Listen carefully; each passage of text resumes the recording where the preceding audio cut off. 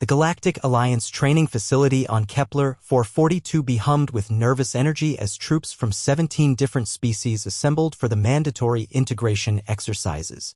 Today's instructor was human Sergeant Maria Rodriguez from Earth's peacekeeping forces, and the alien soldiers weren't sure what to expect. "Welcome to basic combat readiness," Rodriguez announced, her voice carrying across the training ground. At 5 feet 6 inches and 140 pounds, she looked almost fragile compared to the towering Thraxians and heavily armored Vortex in attendance. Several troops exchanged amused glances.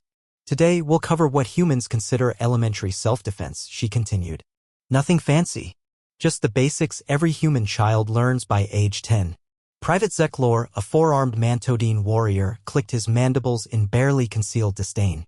His species had evolved as apex predators on a jungle world. What could this soft, pink biped possibly teach him? "First demonstration," Rodriguez said, pulling out what looked like a primitive projectile weapon. "Threat assessment and response. Private THMAS, would you assist?" The crystalline Zealothy stepped forward confidently. His species' silicon-based biology made them nearly impervious to energy weapons. Rodriguez loaded the weapon with what appeared to be simple metal spheres. "This is a standard Earth sidearm, a pistol. It uses chemical propulsion to launch kinetic projectiles." She aimed at a target dummy 50 meters away and fired. The dummy's head exploded. The training ground went silent. That's impossible," THMAS stammered. "The velocity required to shatter reinforced training material." "About 400 meters per second," Rodriguez said casually. "Now, this is what we issue to civilian security guards. Military-grade weapons are significantly more powerful." She holstered the pistol and moved to the next demonstration.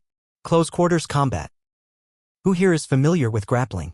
Several hands, claws, and tentacles went up.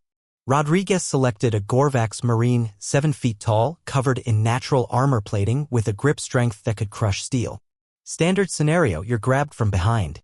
Rodriguez turned her back to the Gorvax. "Go ahead, restrain me." The alien wrapped his massive arms around her, lifting her off the ground. Before anyone could blink, Rodriguez had shifted her weight, driven her elbow into what would be a pressure point on any carbon-based lifeform, grabbed the Gorvax's arm, and used his own momentum to flip him over her shoulder. The 7-foot soldier hit the ground hard, wheezing. "That's leverage," Rodriguez explained, helping him up.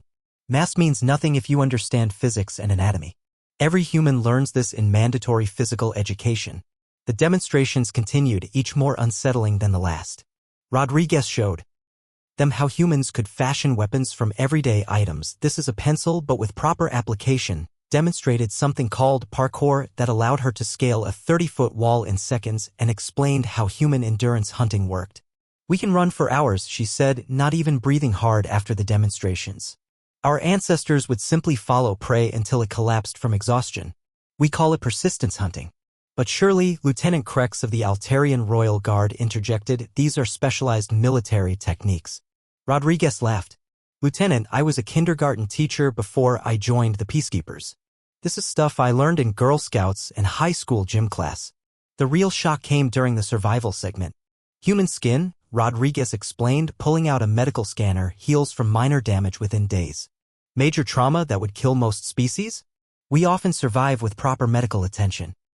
We can lose up to 40% of our blood and keep fighting. Our bones, when broken, grow back stronger." She showed them scans of human athletes, individuals who voluntarily subjected themselves to extreme physical stress for entertainment. Bones that had been broken and healed multiple times. Muscles torn and rebuilt. Scars upon scars worn like badges of honor. "And this," Private Zeklor said slowly, "this is considered normal for your species?" "Totally normal," Rodriguez confirmed. "In fact, I'm considered a bit out of shape by Earth standards.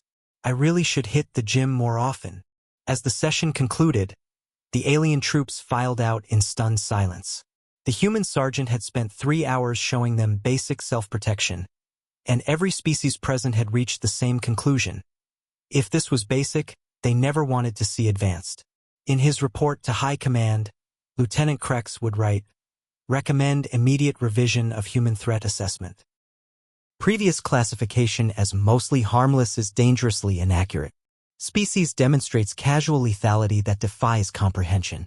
Meanwhile, Sergeant Rodriguez headed to the mess hall, wondering if they'd have coffee. It had been a light workout, but she could really use some caffeine.